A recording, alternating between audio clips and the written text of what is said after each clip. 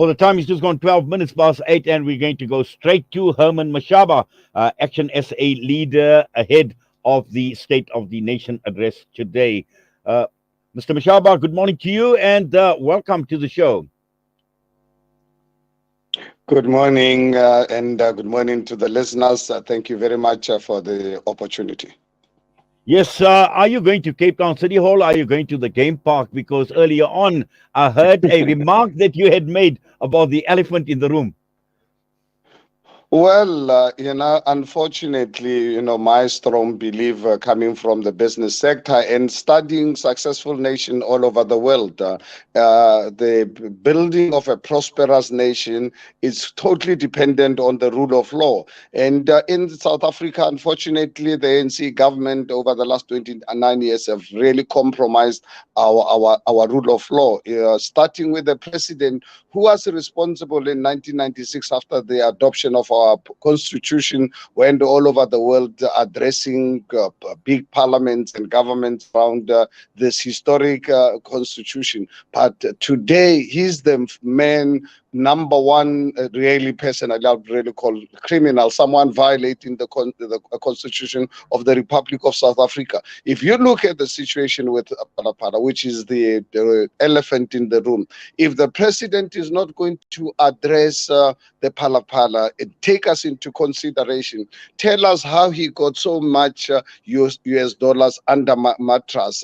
Were those dollars declared to the South African Revenue Services? Did he pay taxes on them? So these are things that, unfortunately, if the president is not going to address, South Africa will not really believe anything that he said, because I can take you back to 2014 when Jacob Zuma appointed Cyril Ramaphosa to be in charge of all SOEs, including ESCOM. So right now, South Africa, it's in darkness. And who's the man who was in charge when the Guptas were busy looting our nation? I think and I believe that Cyril Ramaphosa knows much better, because he was the man at the coalface of the looting of ESCOM by the Guptas and their gangs. So this is the man who does not have respect for the rule of law. Now, please show me any country in the world that has ever prospered in an environment of the breakdown of the rule of law.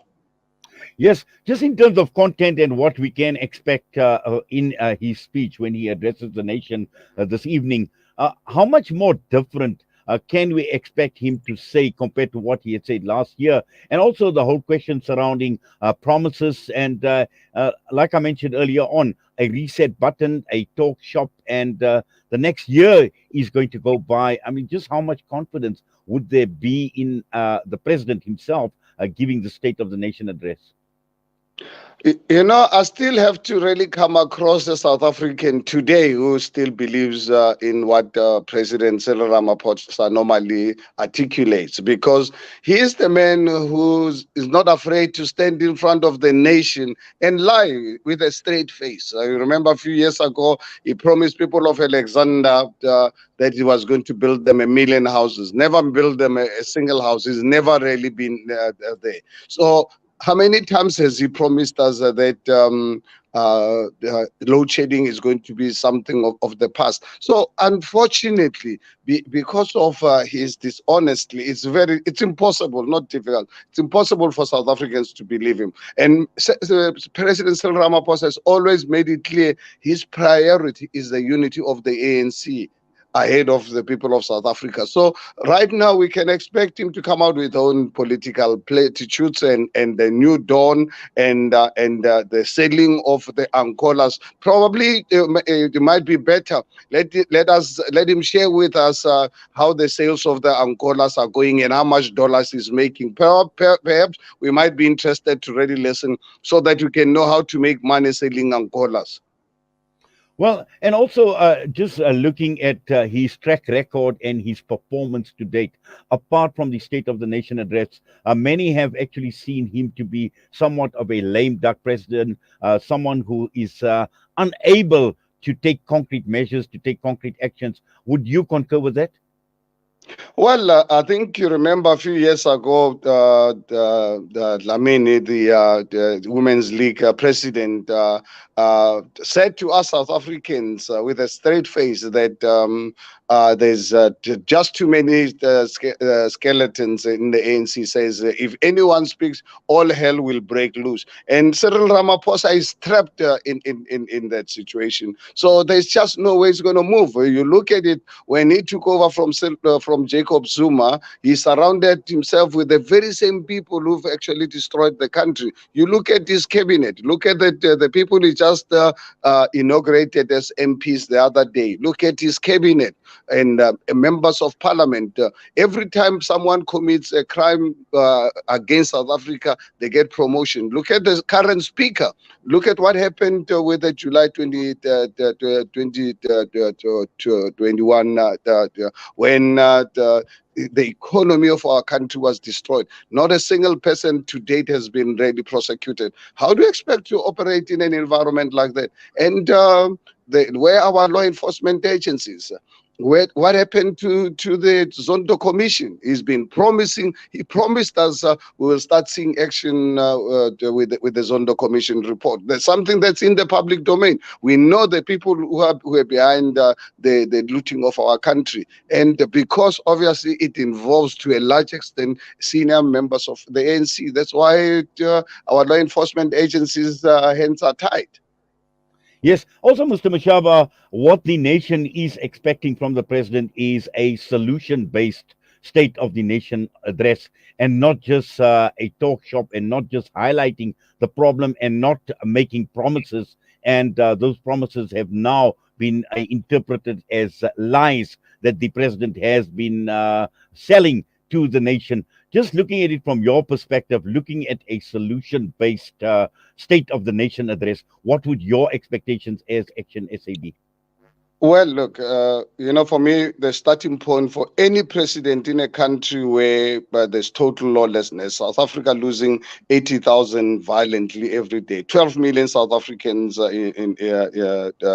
unemployed. The first thing as a president, what I would do is to bring back the scorpions, give them more powers, get all these policemen and women who've been sidelined, bring them back to strengthen our law enforcement agencies, get all the judges, magistrates, run 24-hour courts so that you go for high profile prosecution of people involved in crime and state looting. Because if you don't start there, because the rule of law is the foundation of any nation. If you're not going to start there, everything else will be political platitudes and talk shop. And that's really something that you'll do. We'll have to really focus on education, get rid of Bladen's Mande and Njimutsecha, have one Department of Education, bring back school inspectors in our schools, take SATU and the unions out of the appointment of teachers. Let the government be responsible. Get all these retired teachers, put them as inspectors to ensure that they go to schools unannounced to ensure that teachers do what the government pays them to do. So invest in infrastructure. Look at our rail network destroyed. I mean, we took over from relatively, really one of the modern rail network system in the country. They've allowed criminal syndicates to destroy it. We need housing. It's a housing. Just in Joburg, when I was the mayor of the city of Johannesburg, when I took over, we had over 300,000 housing backlog. In the meantime, we've got the city hijacked by international criminal syndicates involved with some of the same senior ANC people. Take back these buildings, give them to the private sector to build affordable accommodation and business areas for South Africans. Yes, and also looking at how critical the State of the Nation address is going to be and how it is going to shape the political landscape of the country. Because looking ahead at 2024, it's going to be an election year. And what happens in the next year after today's SONA is going to be absolutely critical to determine the direction that this country is going to go to politically, Mr. Mashaba.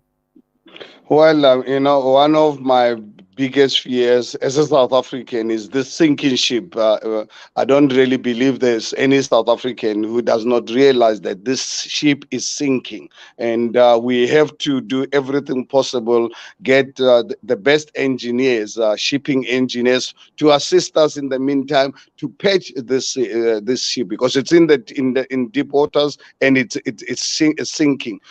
We need to try and get us to 2024, get us to the next harbor. That is really what we do, and that's what 2024 is all about. So that come 2024, we can democratically remove the ANC, because we cannot afford to really have violent removal of government. What we do, let us use our democracy. Let's encourage our youth, who are the biggest casualties of ANC failure. Let's get them out there to come out in their big numbers to ensure that we remove this uncaring government, this evil government, so that we put in another government in power. And I think what the success of South Africa in our democracy is going to depend on the voters. Also must take the responsibility. Please, anyone you vote into power, don't give them 29 years, don't give them 15 years, don't give them 10 years. You have an opportunity every 2.5 years to punish failing governments. So if our people can learn democracy, and unfortunately IEC is not going to run voter education, so we need some way to really get the international community to assist us. Let them put money not in political parties. Let them get NGOs like they did prior to 1994. Let's run mass voter education so that our people can learn the power of democracy. They know that when you are in, because ANC has taught them to lose pride in themselves. So what you do, rebuild their trust, show them the power of their democracy. Once we can achieve that, then ANC will be removed, and we must never allow any political party to abuse us for more than 5 years. Well, Mr. Herman Mashaba, leader of Action SA, thank you very much. We wish you all the best, and we appreciate your time with us this morning. Thank you so much, as always. Herman Mashaba, Action SA leader, with us this morning, kicking off our broadcast, looking ahead at the State of the Nation address later this evening. We're going to go for an air break. We're going to stay with SONA, looking at it from an economic angle.